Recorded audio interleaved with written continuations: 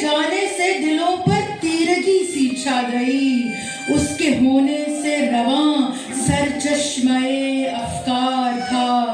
ला युगायो बैअते फासिक करूं हरगिज नहीं, उसके लफ्जों में सदा शब्बीर सा इनकार था।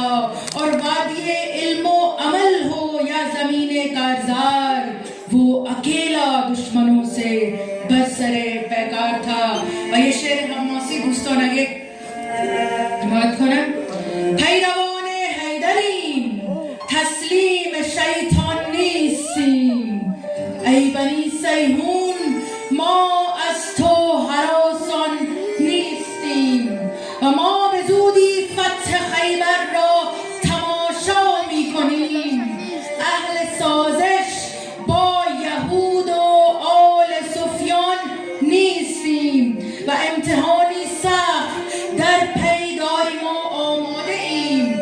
گر به سازش تن دهیم پس مرد میدان نیستیم و ایستاده ایم در میدان حق بی واهمه. ما مگر پرورده شاه خراسان نیستیم و روزگار فتنه را با یا علی سر می کنیم. در مسیر عشق سرگردان و حیران نیستیم و آل حیدر هستیم و بر دشمنان قهر خدا.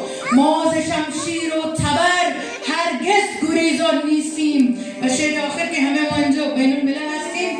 پای کار انقلابی ما فدای رهبریم، پای کار انقلابیم ما فدای رهبریم. اهل ایمانیم گرچه اهل ایران نیستیم.